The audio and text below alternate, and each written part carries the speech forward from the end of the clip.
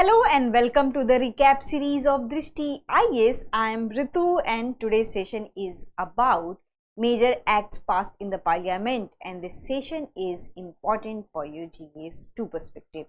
So moving towards the discussion part.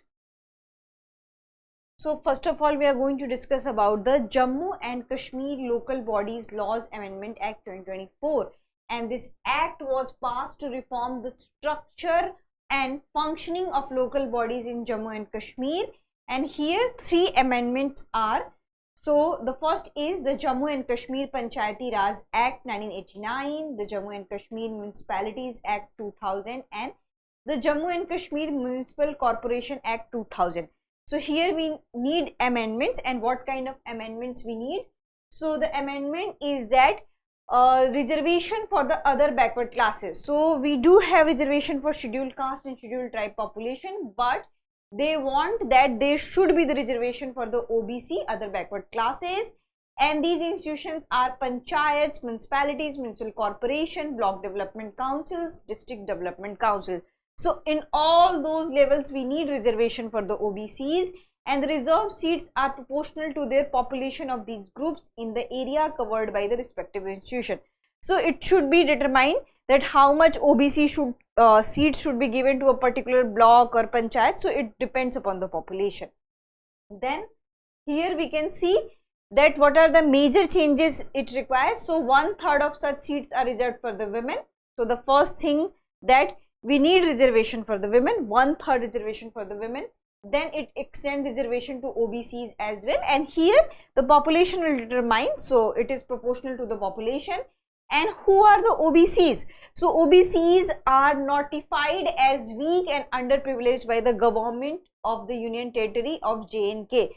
So the OBCs, that it should be determined by the J&K Union Territory, and they will be given reservation in terms of the Legislative Assembly and other local bodies and other things. Then we'll come to the next one. Next one is about the Public Examination Prevention of Unfair Means Act 2024. Because last year also and this year also we can see various instances of the paper leak, and this is very unhealthy for the education system. So that's why this act is here, Public Examination Preventions of Unfair Means Act 2024, and it is an important act that aims to enhance transparency, fairness and credibility in the public examination system, because we often see that people are talking about that we do not trust this organization, we do not trust this commission, because they have lost their faith because of the paper leak, because of the irregularities in the examination. So in order to ensure more credibility, transparency, such acts have been introduced, and it expands measures designed to prevent cheating and other unethical practices in examination, and it is an attempt to, what you can say, make process of public examination more fair, efficient and free from illegal practices. So this is basically for that our examination system and the public examination should be free of irregularities, corruption free, and it should be fair, so that equal opportunity should be provided to all. So here we'll come to the what are the features. So this will make exam results more reliable and provide equal opportunity to students, and the strict action will be taken against those who cheat or those who cooperate in cheating kind of thing. And the thing is, credibility and recognition of examination system will increase. So these are the benefits of such kind of the acts, and these impacts we are expecting. Now we'll come to the next one, which is about Government of National Capital Territory of Delhi Amendment Act 2023, and it amends the Government of National Capital Territory of Delhi Act 1991. And what are its main objectives? So the main objective of this is to centralize the administrative control of the Delhi government and give additional power to the Lieutenant Governor. So here there are so much controversy related to this act, but here we do not have to focus on that. What are the changes it has accorded? We are going to focus on to that. So the changes is that National Capital Civil Service Authority will be established, and it will provide and it will recommend transfers, postings, disciplinary action and prosecution of Group A officers of Delhi, and powers of Lieutenant Governor. So here there are some additional changes to the powers of Lieutenant Governor. So LG approval will now be mandatory when there is disagreement with authorities' recommendations, and additionally the LG will have the power to take decision alone in certain matters such as summoning, adjourning or dissolving the Delhi Legislative Assembly. So in State Legislative Assembly we can see that few powers have been given to the governor. So similarly here we can also see that LG are given the power. So here we come to that appointment and service conditions. So the Union Public Service Commission will be recommend appointments for the Group A and B gazetted post, and appointments to Group B and C group non-gazetted post will be recommended by the Delhi Subordinate Service Selection Board. So here are the distinctions. And disposal of matters by ministers, or a minister of the Delhi government may issue standing orders for disposal of matters brought to his attention or her attention, and the orders should be issued in consultation with the concerned department secretary. So here we can see that there is a role of UPSC, there is a role of what you can say DSSB, then there is a role of ministers, there is a role of LG. So additional information and additional powers and few amendments have been changed, so have been done. Now we'll come to the what this total act signifies. So this act signifies that greater control of the central government over the administration of Delhi government, and that was the clash point between the Delhi government and central government. And this act gives the central government the power to take important decisions regarding the Delhi officials, and according to the act, councils of ministers and the secretariat of Delhi government will be more affected by the instruction of the center, because here we can see that additional powers have been given to the LGs, including the summoning and all things. So these can create conflict between the Delhi government and the central government. So this is the thing. Now we'll come to the next one, which is about the Digital Personal Data Protection Act 2023 and what this act is about. So it aims to safeguard personal data and protect the privacy of individual. So as the name suggests, digital personal data protection. So here the personal data, it means that they are going to more focus on the privacy of the individuals, and it covers the matter of data processing and what data processing contains. So storage, use and sharing, and clarifies the rules that organization processing data fiduciaries have to follow. So data fiduciary is a person that has this capacity to handle the data processing, including storage and sharing and all these kind of things. And what it aims, so it aims to prevent data theft and privacy violation through digital data, because right now we can see that many things got viral, many things came into the public without the consent of their individuals. So that's why such acts are needed to maintain the privacy of the people. So here we can see. So before moving to any discussion, I want to make an important announcement. So you already know that Drishti IAS has several branches across the country. So we have branch in Prayagraj, Noida, Karol Bagh, Lucknow, Jaipur and Indore.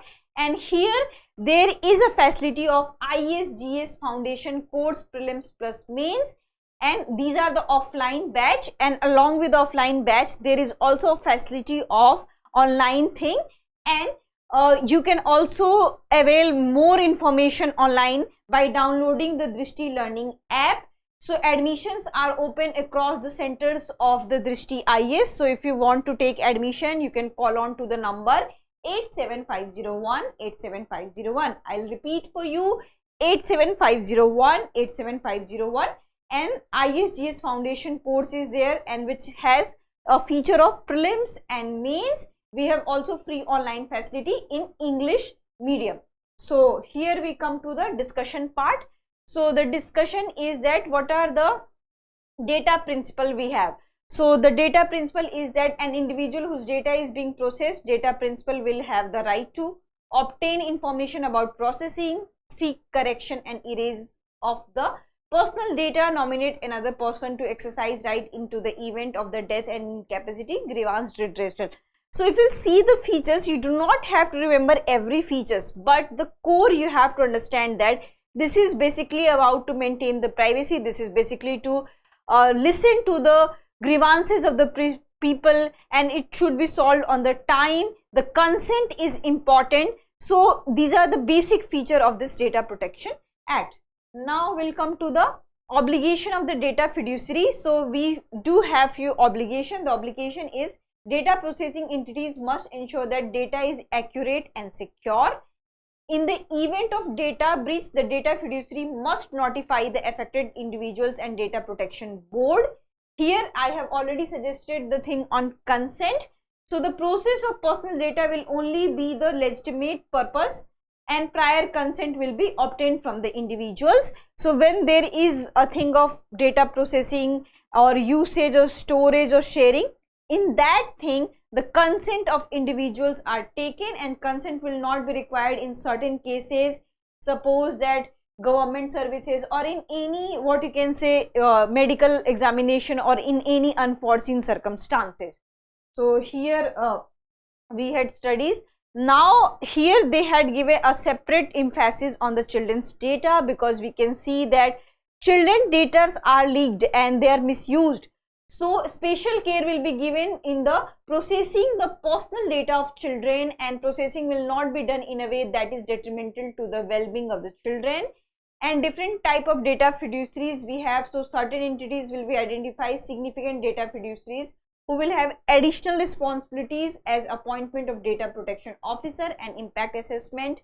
So here what we can see that there is a special mention of data fiduciary. It means that the persons will be appointed in order to maintain your data, in order to protect your data, and in order to what you can say impact the assessment, that what would be the impact if certain data will be shared, if certain data will be used or certain data will be shared.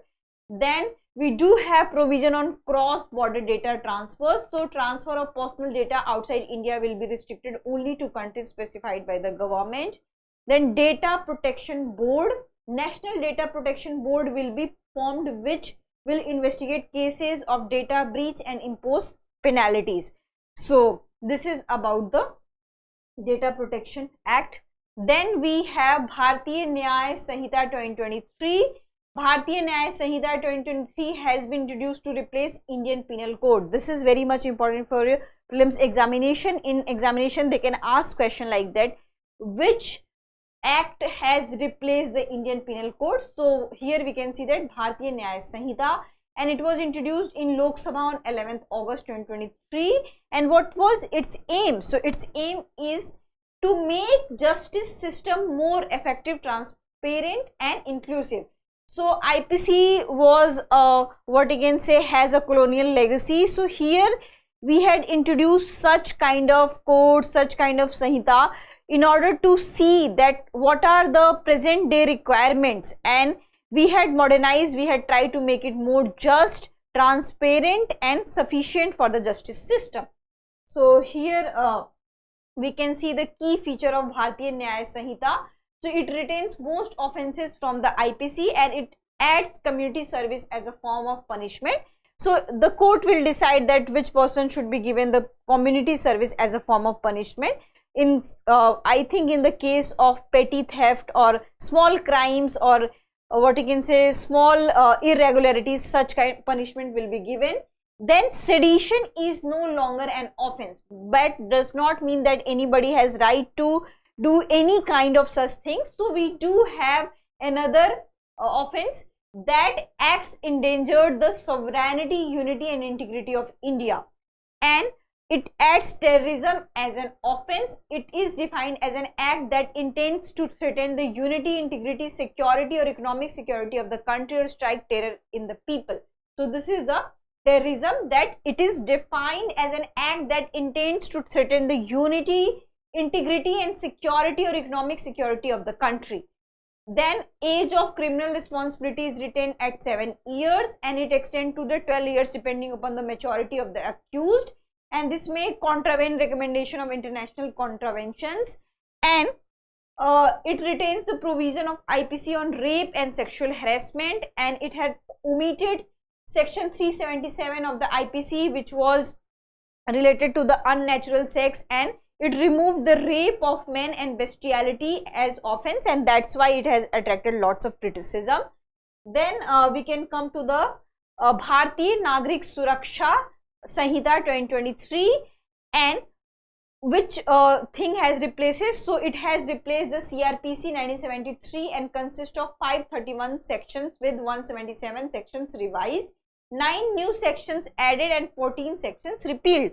So these all acts that few things have become outdated, so they had repealed, few things need changes, so they had changed, and few things required a fresh attention and fresh introduction, so they had added few provisions also. So here we'll come to the key features about it. So detention of under trial. So we had this provision of release after the half of the detention period except for the life imprisonment, death penalty and multiple offences. Then earlier we have this only sub inspector can conduct medical examination. So right now any police officer can request for the medical examination. Then there was also emphasis on the forensic investigation. So forensic investigation is a scientific method in order to determine the any kind of the crime, and what kind of scientific method. So we can take samples of the blood, any kind of fluid, hair. So mandatory for crimes with 7+ year imprisonment, evidence collection must be recorded. Then signatures and sample, magistrate can order finger impression and voice samples even for non-arrested individuals. So here there is an addition of finger impressions and voice samples. And then there were also emphasis on certain timelines. So in case of rape reports, 7 days is there, judgments can be given in 30 to 60 days, and victim updates 90 days and charges 60 days. So what these shows that there was a special emphasis given on that the justice should be given on time and it should not be delayed. So that's why these days has been specified. Now we'll come to the next one, which is about Bharatiya Saksh Act and 2023. So Bharatiya Saksh Act 2023 has been introduced to reform laws relating to the evidence in the Indian judicial system, and it aims to make process of collection, presentation and investigation of evidence more transparent, and it proposes to insert certain new provisions in Indian Evidence Act 1872 to ensure more clear and correct use of evidence in the court. So here we can see that there can be a question in your examination that Bharatiya Saksh Act has replaced what. So in the comment section you have to tell me, we just had discussed, so it has replaced it, what kind of previous acts and previous constitutional or non-constitutional or any kind of legal phenomena it has. So we do had emphasis on electronic evidences. So tampering risk exists but no safeguards to prevent contamination during investigation. Contradiction, electronic evidence needs certification for admissibility but also classified as documents may not need certification. So earlier there was what you can say primary source and secondary source. Right now also we do have such kind of distinctions, primary source and secondary source, but in certain cases the electronic evidences can be also considered as a primary source. Then evidence from police custody. So facts discovered in custody are admissible but may involve coercion without safeguards, and Law Commission recommended removing the distinctions between custody and non-custody evidences. So here injury presumptions, Law Commission suggested presuming police caused injuries in custody, but this is not included. So we can see there was a lot of talk on judicial deaths and judicial violences. So these things had not clarified, and that's why it has attracted criticism and backlash. But these are the certain provisions which talks about the electronic evidences, which talk about the oral and written, which talk about the what you can say police custody, the violence and different kind of the things. Now we'll come to the next one, which is about the Telecommunication Act 2023, and it aims to amend, consolidate the law relating to development, expansion and operation of telecommunication service and telecommunication networks, and it also seeks to repeal existing legislative framework. And what we had, so we had Indian Telegraph Act 1885, Indian Wireless Telegraph Act 1933. So here we had focused on the technological advancements in the telecom sector and technologies. So here we can see the few features. So it was guided by the principal, and the principal name is Samavesh. So in the prelims examination there can be questions like that Samavesh principle is related to. So you should know the act's name. So Samavesh means inclusion, Suraksha, and then what you can say, Vriddhi, growth, Twarit, responsiveness. The act aims to achieve the vision of Viksit Bharat. So here we can see the English meaning of Samavesh means inclusion, then Suraksha, security, Vriddhi, growth, and Twarit, responsiveness. So these are the features related to Telecommunication Act, and certain other features. So it also worked on the row framework. And what is row framework? So right of way provides for effective row framework both on public and private property. And the definition of public entities has been broadened to include government agencies, local bodies, public-private partnerships, projects like airports, seaports, and highways. So these all are part of the public entities. Airports we have seaports, highways, and other who include any kind of government agencies. So here we'll come to the another provisions. The quality of telecom service will improve, and the consumer will better experience in terms of the value or money, whatever the money they are investing, so they'll have a better experience. Then expansion of digital infrastructure will contribute to overall economic growth.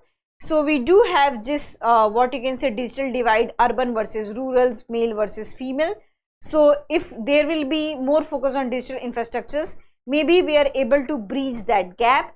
And then we can see the new regulatory framework will ensure better monitoring and transparency in the telecom sector, and it aims to take a significant step towards making India a global digital hub.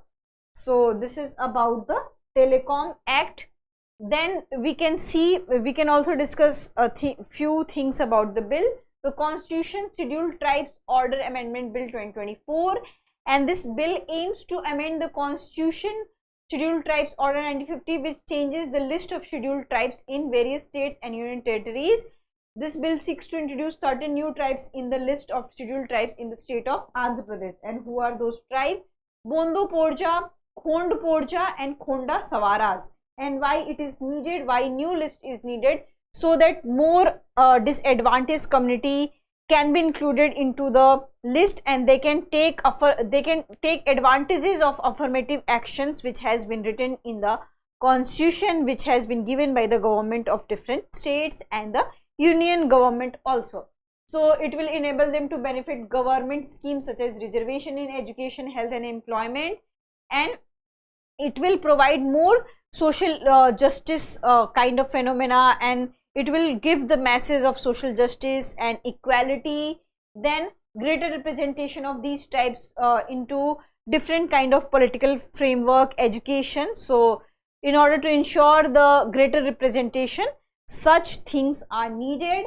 Then here we can see the Water Prevention and Control of Pollution Amendment Bill 2024. And as you can already see that water pollution is there.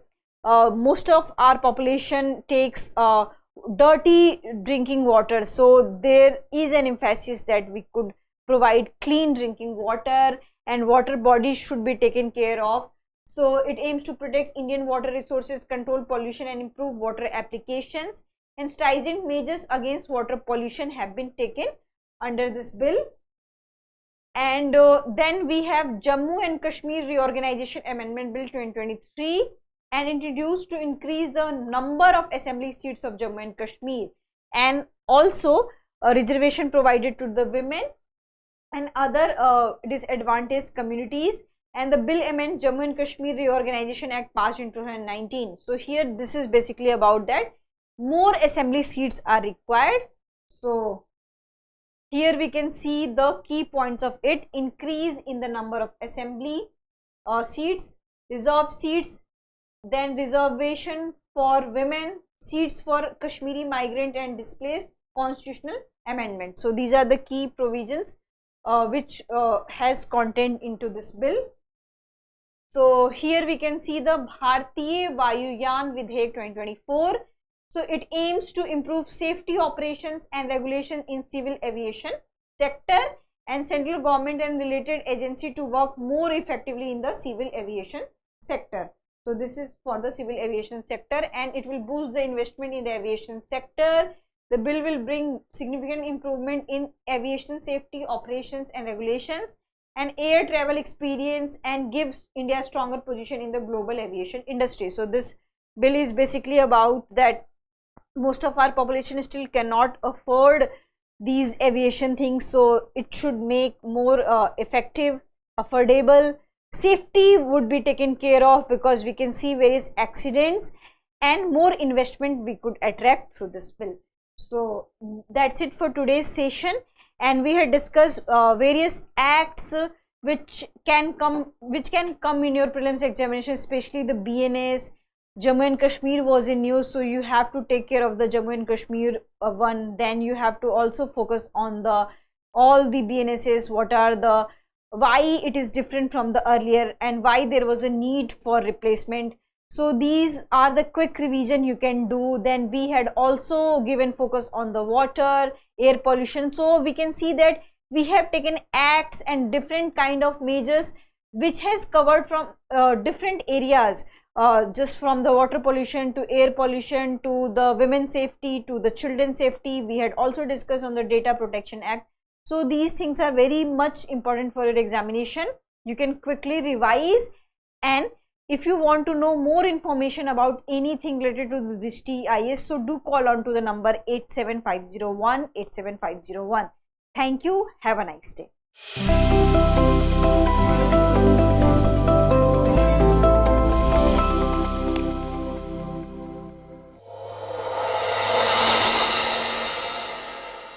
For more informative content, like, share and subscribe, and do not forget to press the bell icon to get the notifications.